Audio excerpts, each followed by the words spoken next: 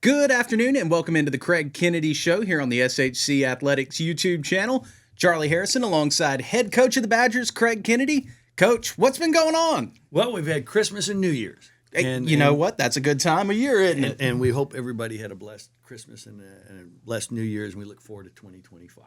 Now, I have to ask, Yes. What is your 2025 New Year's resolution? I don't have resolutions. You don't do the resolutions every year? I don't do stuff like that.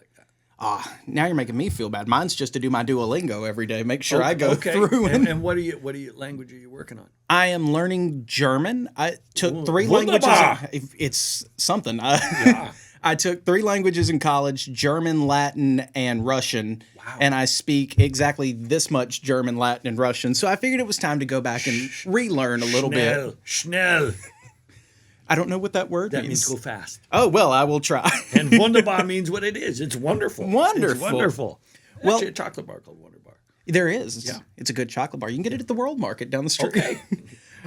But moving on from that, so second episode of the show, we're starting to kind of figure out what we do. One thing Right. you and I have discussed is talking about a former player every Sure. week. Yes. And I thought the best way to introduce that would be to quiz you on Badgers all-time greats. Okay.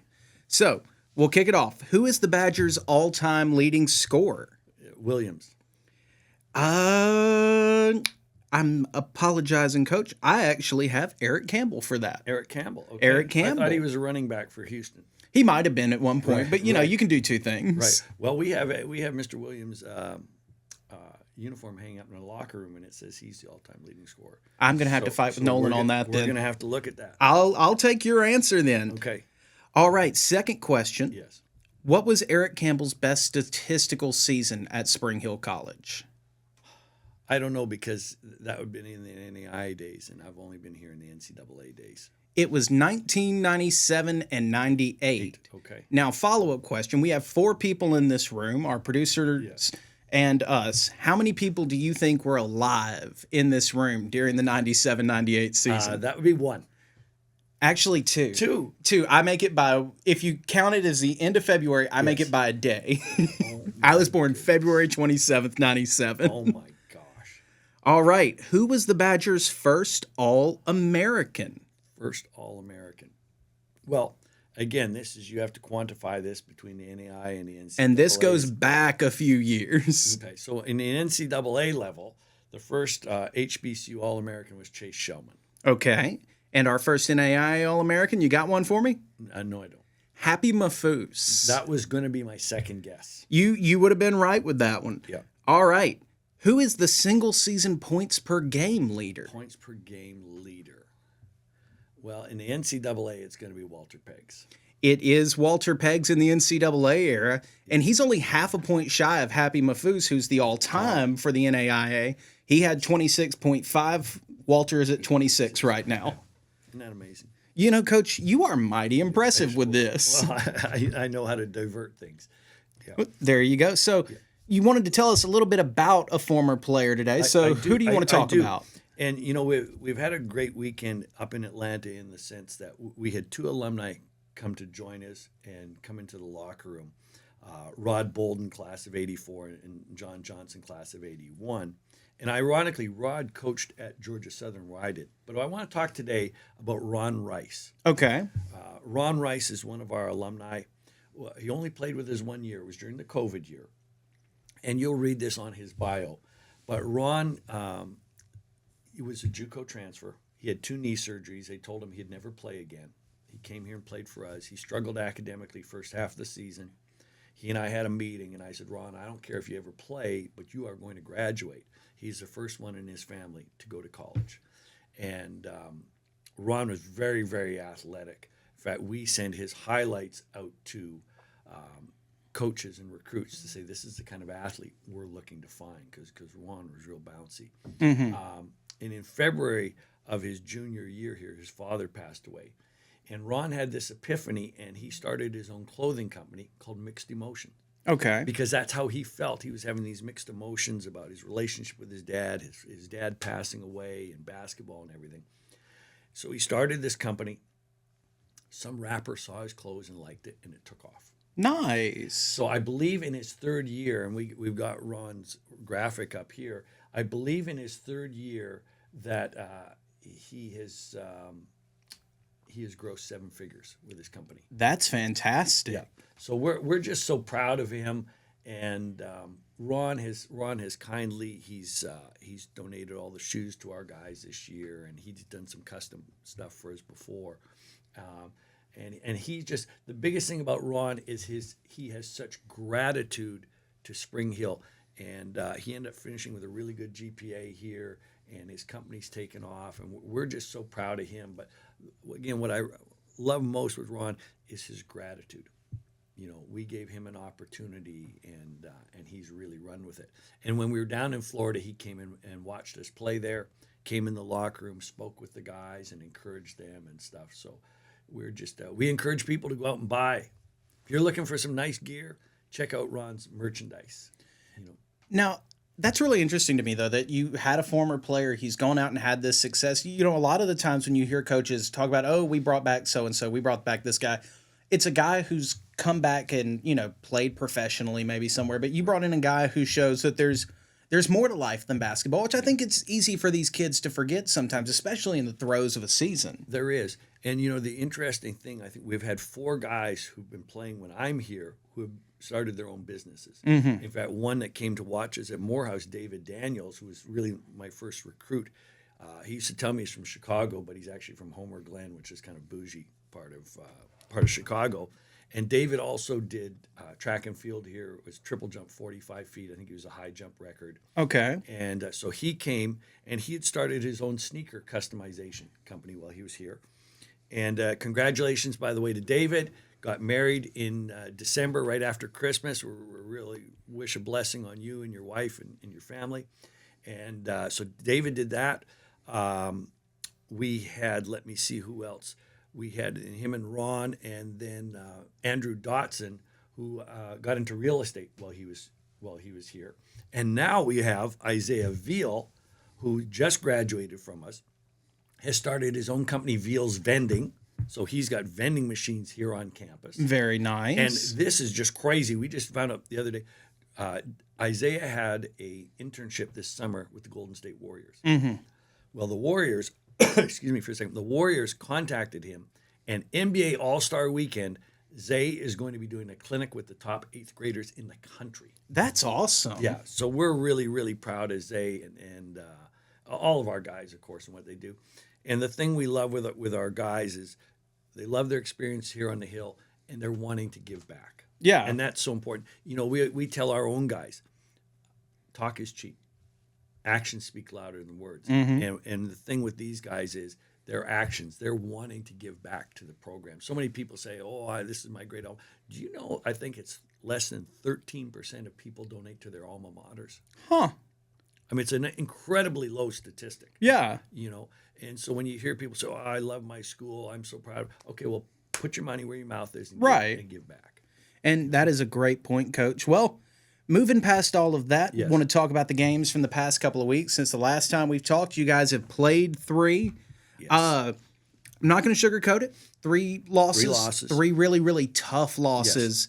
What's kind of been going on in Badgerland? I noticed looking through the stats, nothing seemed to pop off the page to me about something that's going wrong consistently. It just seems you're not able to put it together right now. No, and that's a great way to put it. You know, obviously we're disappointed with the outcome.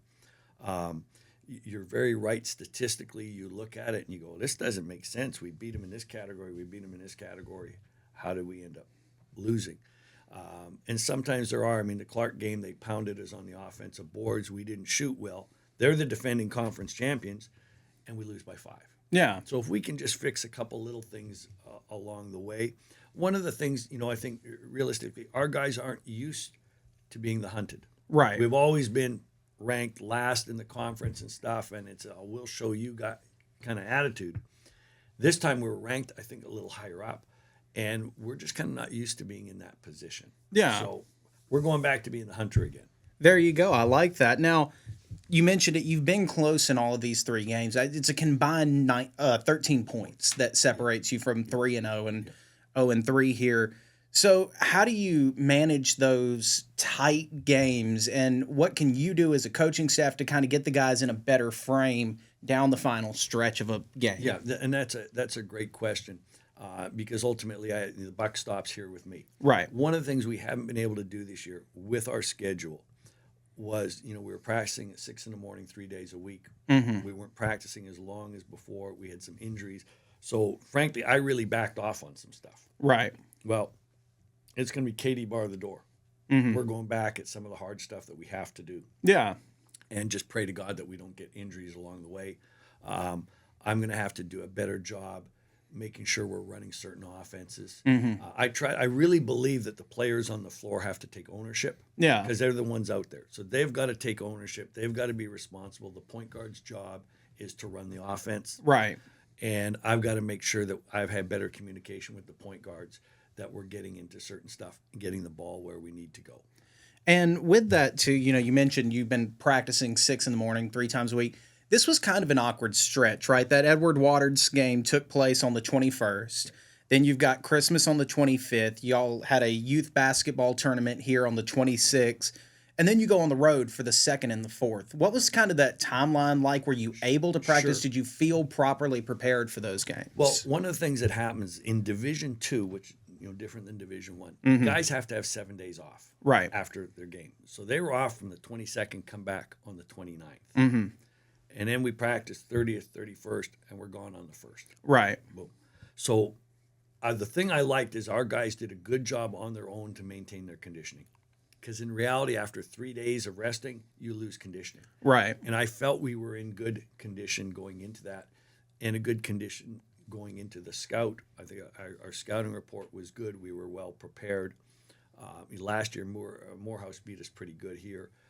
So I felt really good going on the road and being that close with them. Because listen, Atlanta to me, that's a recruiting hotbed. Right. It really is. I mean, there's just yeah. so much talent in that area. And so it's a tough place. And Morehouse, the house. Mm-hmm. You see Spike Lee at games, and you hear him talking, and Charles Barkley's donating, and all. They've got great support. So, we want to, obviously, your first on the road is, can we get a split? Right. And so then we really had to fight going into that Clark Atlanta game. Now, looking back a little bit more to that Edward Waters game, I want to touch on it before we wrap up this segment. You're up 7, minute 19 to go, and then it's a 7-1 run for Edward Waters, 2 big turnovers there.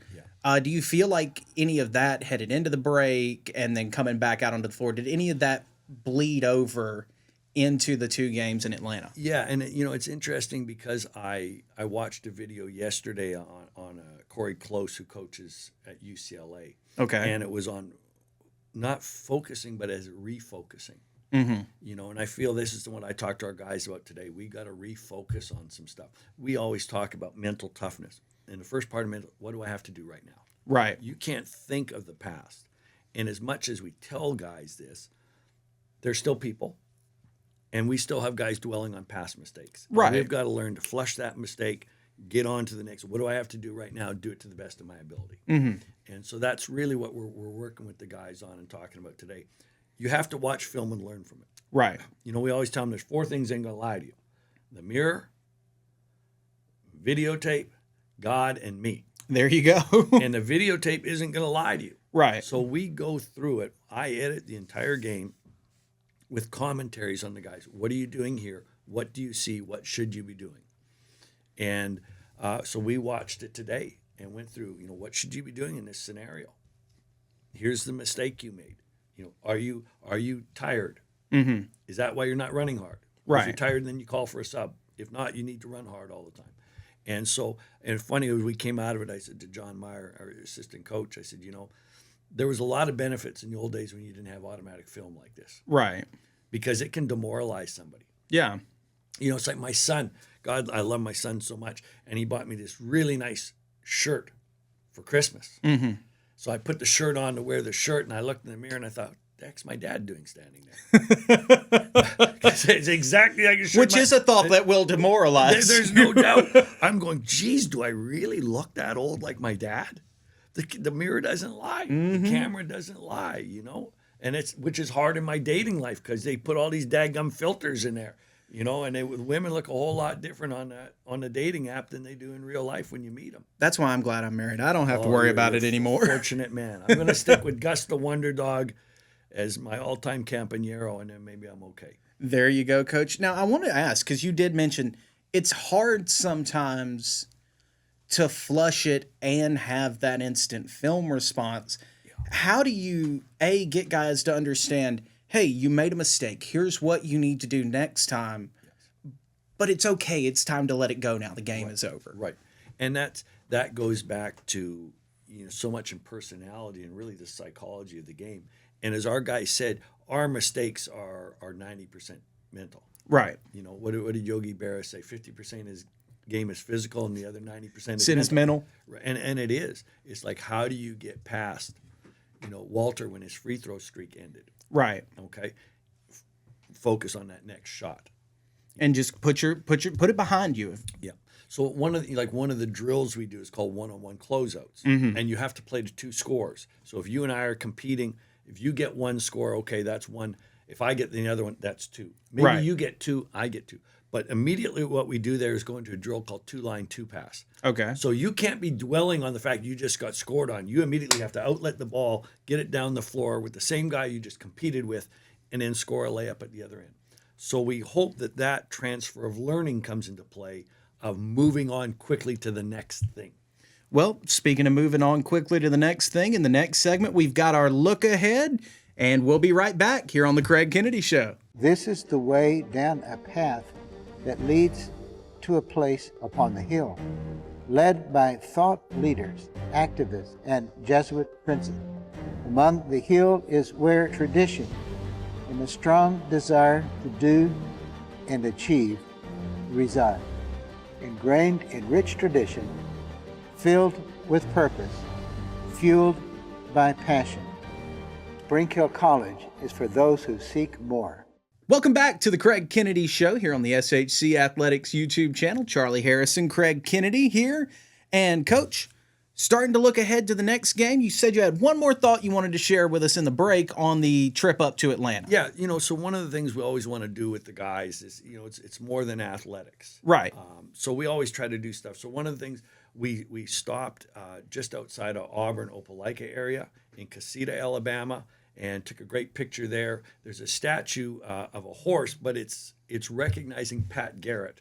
Okay. Pat Garrett was the lawman who shot Billy the Kid. Yes. So we stopped, got a photo up there. By the way, if you want to watch Billy the Kid, I think it's on Amazon. You'll see my nephew in there. He's in the first 2 episodes. Very first 2 seasons of that. nice. Then we took the guys after we lost to Morehouse. We went up Kennesaw Mountain Okay. and just talked to the guys about the battle at Kennesaw Mountain. And as you're walking up, the guys kept saying, "Oh, Coach, it's just there. We're almost at the top." Well, then we'd hit another switchback. Coach, we're almost at the, you know. And I said, "Listen, this is kind of like what we're going through right now. Yeah. We got a series of little skirmishes. We think we're there at the top. We still got a ways to climb." And you know, when you think of whether it was the Union or the Confederates, what those guys went through, having to, with bare minimum clothing, shoes, having to walk 20 miles uphill, downhill, and then you get into the battle. Right. All this while somebody's shooting at you, probably Correct. too. And I said, there's a lot of them that they didn't want to fight. They didn't want to be there. But when them bullets start whizzing, you better rise up. Right. And I pulled my whistle out and I said, this is the bullet right here. When that whistle blows, that's like those bullets whizzing. You better buck up and get ready to go. It's go time at that point. Yeah. So we did that, and then we went to Marietta Diner, Okay. which was featured on Diners, Drive-Ins, and Dives. Very and we had a nice. great meal there. Our friend Coach Tagg, she was at Florida State when I was at Auburn. That's how I first met her. She came down when we transferred from NAI to NCAA. She came down as an advisor when Jim Hall was the AD. So she came up and talked to the guys and had dinner with us and stuff like that. So it was a good trip. Other than the fire alarm getting pulled at 2:10 in the morning. That makes you really not like somebody, doesn't it? You know, and it kept going for 45 minutes. That alarm kept dinging. And you know, at 2:10 in the morning, put it out while I lay here. I'll be fine. Just don't get me wet. There's I'll, no doubt. I thought I was up, so they had a great job. We stayed at True by Hilton, Mm-hmm. and they had really fresh coffee all day. So I was up at Nice. 2:15, 2:20 by the time we were allowed back in. I thought I might as well have coffee and a muffin if I'm going to be up. There you go. So I did, and I watched film. There you go. Yeah. Good way to spend some time. There's no doubt. So now we're shifting focus. Now we're shifting focus. We're looking ahead. First thing, you've got 9 days now between Clark Atlanta and Lemoyne Owen coming here. By the way, for those of you who didn't know, the Lemoyne Owen game has now been moved here next Monday. The game on February 26th has now been moved up there to Memphis, correct? Correct. So they're going to get some snow in Memphis and stuff like that. You know, an old campaigner like myself, I'm used to snow. Right. Coldest I've been is minus 60 with the wind chill. That's awful. Your skin would freeze in 2 minutes. You know, I just feel no need to be that cold. No, but we had to go out and do chores. Oh, We man. lived on a farm, and you had to do chores. The animals couldn't take care of themselves, so they're getting a little bit of snow. So they're going to shift and come down here. Okay. And we're kind of happy about that, getting back at home to play at home. Definitely. Now, with that extra practice time kind of built in there, what's the focus in practice right now? This time what we're working on is getting back shooting a lot of Okay. fundamentals. We're obviously we're not looking at scouts so much, but we're looking at a lot of fundamentals. And of course, John Wooden, the great coach, he says I'm more concerned with what we do than our opponent. Right. Because they can change schemes. It's like you talked about earlier, defensive and when you know something works and something doesn't. We switch up our defenses quite a bit now. Yeah. So you can do a whole scout. And this time of year with a new semester, they may have different players on their roster. Right. So we really got to focus on doing our things well. So these next couple days in particular, we're getting a lot of shooting in, a lot of shooting at a high rate of speed, and then getting back to grinding on some defense. Now, not that any team is easy in this league, but Lemoyne Owen, they're a little bit down right now, right? 1-13, 1-7 in SIAC play.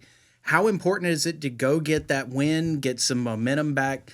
And for you as a coach, do you like when you need that, the big Mo swinging back in your direction, do you like it coming against a little bit of an easier opponent, or would you rather step up and beat somebody who's higher in the standings? Yeah, Charlie, you have really good questions.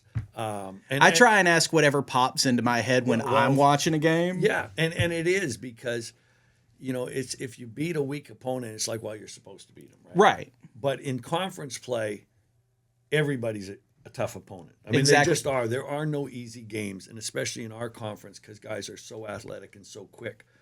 And we're everybody's rival for various reasons. But Right. we're everybody's rival. And we'll constantly have a kid that's not on the scouting report. This kid's a lousy shooter, and they'll light up against us. And I'm looking at the assistants going, where's this kid been on the scouting report? He goes, Coach, that kid can't shoot. Boom, he goes off on us. So every opponent's tough in this conference. Yeah. I'm really thankful that we're going to be at home and take advantage of our home crowd. Our home crowd, our students section here is so fabulous. We just appreciate their support and are going to need it every game at home. But it'll be nice to be playing at home this game. It definitely will. Now, Coach, you mentioned the defense this season. One thing I've noticed, you're pretty top of the stats in pretty much every category when you look through the conference stats, right? The one that seemed to stand out to me was steals this year. Yes. 13th in the conference in steals this season. Talking about defensive adjustments, has there been any thought of maybe we want to go to a trap or something like that to maybe force some of those turnovers and get momentum back in your hand a little bit quicker in game? Right. And trapping can be very effective. The biggest thing is, can you get out of the trap and recover quick enough? Right. So recovery step is really, really important. And, we're probably 13th in the conference in athleticism. Okay. And guys, if that hurts your feelings, I'm really sorry. Okay. But Walter Peggs is going, I'm an athlete, coach. it is. Walter Peggs is a great shooter, that's for sure. I've challenged Walter to get better on his defense, and he really was against Clark, and I appreciate him rising up on that. But, when you trap, you've got to be able to recover out of the trap. Right. And that's where a lot of teams can end up hurting you because now you're chasing. Right. Now you're chasing. And then maybe we just need to say, well, Katie, bar the door. Let's go for it. Yeah. And let the horses out of the stable and gamble a little more. Mm-hmm. There's one in the film. and I'm glad you're a little older, Charlie, than the rest of the guys in here, because I put the theme song from The Gambler in there. For Very Steven. nice. Steven went for a steal and didn't get it, and I said, you got to know when to hold him and know when to fold him. Right. And I got a lot of blank stares from the guys. Nobody, in no film. Kenny Rogers fans in there. No, I just so sad, So we may need to say, hey, let's gamble a little bit. Rocco's pretty good at it. Sprout, when he gets in there, Sprout's got a real name. I think it's Jaden Emery. Everybody calls him Sprout. They're pretty good at going for a little gamble a little bit. Yeah. But then again, it's because it's the recovery step afterwards. You gotta, if you don't get it, you gotta put the pedal to the metal and recover. Now, talking about defense too, when it comes to in-season adjustments, right? You mentioned it. Y'all have been mixing up a lot of different stuff. I've seen a lot of man. I've seen a lot of zone.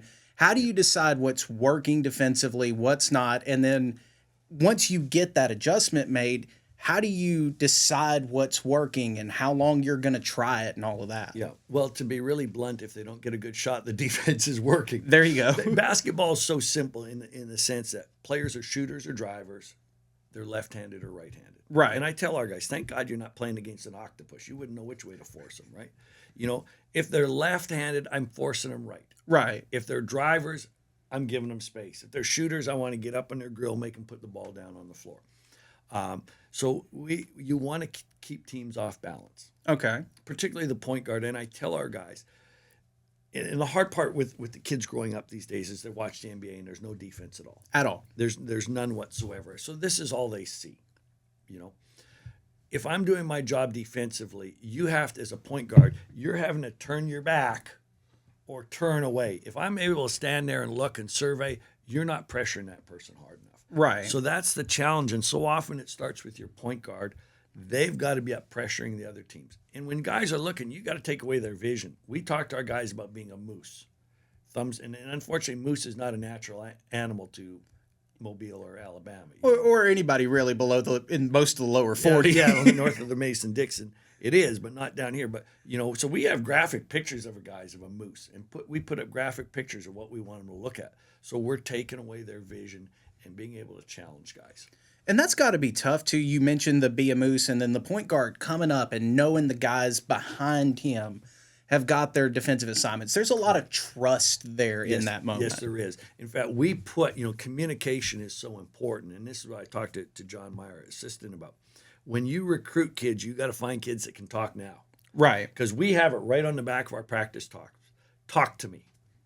I mean, I can't make it any more blatant that communication is that important. In fact, when we went in the weight room yesterday, we usually have stations in order, and I mixed all the stations up. So the guys have to talk to each other. Right. And over-communicate on things. There's a story of Kevin Garnett when he was with the Celtics, and they played one team, and he had more touches in communication, boom, high five, than the other team put together. Yeah. He was a high-level communicator and always has been. So communication is so important with our guys. And now the way the NCAA has changed the rules, where you can't hand check and you can't armbar, if you got a strong guard driving, all you can do is keep retreating because they aren't going to call charges anymore. Right. And it takes out a lot of your options at that point defensively. Yeah. And one of the things, we were such a blue-collar team because we could step in and take charges. Well, now they don't call charges anymore. So our guys are like, okay, well, how am I supposed to defend this? Right. And so it's really affected the game and how we change and maybe having to look at some things that we're going to have to do differently. I think it's really interesting that you talk about communication a lot too. It's one thing, y'all haven't been as hit by transfer portal as a lot of schools at the Division I, Division II level have. But what I've noticed watching basketball this season, you'll pull up a team, you'll throw them on the TV, and the first thing the announcer talks about with the roster is 70% of these players weren't here last year. Yes. And it seems to me the teams that are playing well, who are consistently winning, who play good defense, are the guys who are shouting to each other and knowing where they're at. Knowing how to communicate on the floor makes such a difference with all of this roster turnover. Terminology creates culture. Mm-hmm. So when you have guys coming in from different rosters, do they know the terminology of your program? So terminology for us, for instance, offensively is sequencing. Ball side, offside, relay, skip, reverse. Right. Do guys know what the sequence is, and do they understand what space means? Right. You know, when we talk about icing or blacking screens, do guys know what we're supposed to be doing on that? You know, when we talk about sacking a foot, do they know what we're supposed to be doing there? Right. You know, and then it's once you know, why are you making the same mistake over again? Right. And so this is one thing when Isaiah talked about going to the NBA, working with the top 8th graders in the country. He said, you know, how's it going to be different, coach? I said, those guys, you'll tell them once And they'll have and they're it. going to get it. And they're going to get it. You know, that's kind of interesting. You've mentioned he's working with the top 8th graders in the country. Is it, as somebody who has now been around the game for so long, is it weird that we're having a discussion about the top rated 8th graders in the country? Well, you know, Coach Robinson ran his Christmas Classic at our place from the 26th through the 28th. Mm-hmm. And I can't say his name, but I offered a 9th grader. I offered a freshman. You got to start early now. Everybody's coming Listen, after him. This kid was super good, and he'll probably go at a much higher level. Right. You know, unless we can take your salary for NIL money for him. But yeah, it is. It is watching young kids. But you know, in the old days, we would have basketball camp 5 days a week, Mm-hmm. and kids went to camp. They don't go to camps anymore. Right. Kids would go to camp, and you'd start identifying them. You go, ooh, man, this kid's pretty good. We need to, you know, start talking to these kids and stuff. And, you know, particularly start talking to when the kid's in high school. The coach has got to know, what does this kid want to major in? What's his GPA? What's his test scores? Right. You know, because those are questions we're going to ask right away. You know, what does this kid want to major in? And you know, can we offer that here? Yeah. So we get into conversations with early kids, because if they get behind in that freshman year in high school academically, it can be really hard to catch up. Yeah. So when we get kids, and with our elite camp, you know, we'll get kids, good freshmen and stuff coming in. And that's a conversation we have with them. I think one of the things we do really well with our elite camp is Chad LeBlanc will come in and talk about compliance and academics for these kids. Yeah. And then we follow up with an email to the kids saying, hey, you know, these are core requirements you need. This is an ACT or SAT score we're looking for. You need to start on this now. Right. And that makes sense. But too, I want to ask about this. You mentioned it. It's the change from, you know, camps to AAU, travel ball all summer long. Do you as a coach feel that is to the detriment of the players in the long term, and from a recruiting standpoint too? Because if you get somebody in a camp, you get to work them on fundamentals. You get to see how they respond to X, Y, and Z. Whereas if you put them into that instant play situation, they're a team they're not with a lot, you're really just going to be watching them play zone defense and running basic offensive schemes. And if they have a flaw in their game, it might not even be addressed by the time it gets to you. Correct. We had a kid, I think, one of the first years I ran camp, that I really liked his game. He was averaging 20-something points a game in high school. And I kept having to tell him, you need to go harder. Mm-hmm. You need to go harder. You need to go harder. And I said, listen, dude, I can't say it any more clearly like this. If you don't play hard, we're not going to offer you a scholarship. Right. And then he ended up having to go to junior college for a while and then move on from there. Right. Because camp's such a great thing. Like, I can only say it to you so many times. Like, do you not understand? Right. And with the camp system and in the club system, I just started reading a really good book called Range. Mm-hmm. And Range is about how generalists are more successful in the world than specialists. Mm-hmm. And it applies to athletics too. I want a kid that plays multiple sports. I particularly like guys that play football. Yeah. Because y'all got to be tough to play football. You got to be able to get your nose down and dirty. Correct. So, you know, and the other thing that happens with this, we see so many injuries with kids, particularly a baseball kid, a softball kid, a throwing injury, because they're specializing. The body's only moving in one plane, and then you're just wearing that plane out. Whereas if you play multiple sports, you're moving in different angles, different directions, different planes. It's much better on the body. So I like a kid that's going to play multiple sports, because they're going to have greater durability, I think, in the long run, greater flexibility. And if you're just playing travel ball, you're probably not doing that. Yeah. And, you know, to your point about the injuries, I remember I had somebody I worked with, their son played baseball. And he told me, oh, yeah, he's a pitcher now. You know, we're throwing every other day with our rec league. And then we've got, you know, oh, school ball is starting now and all this. And I'm like, you're going to wear that elbow out, and you're going to wear that elbow out at 18. Like, There's something to be said for those universal athletes, right? You mentioned you like guys who play football. I've seen a lot of people track and basketball seem to go really well together. If you can jump, if you can run, if you've got that endurance, it makes a difference. And just like you said, physicality translating from football as well. Yeah. There's no doubt about that. And when you look at kids, if you take a kid from 7th grade through their 12th grade year, those kids may play 500 games in the summer outside of the high school season. Which that's a lot of minutes on the floor. It's also a lot of minutes mentally and emotionally. Right. So you get kids coming in here, and all of a sudden they go into college and they're going, well, shoot, we've never practiced like this before. Right. Because they aren't practicing that much. You should have a 4-to-1, realistically 4-to-1, 5-to-1 ratio of practice to game. Right. So now these kids are coming in here, playing 500 games, playing 700 games, and they aren't getting the practice reps. Right. So now they come here, and we got 2.5, 3 hour practice. Oh, and then by the way, guess what, Jack? Well, we're going to the weight room now. And it's like, dang.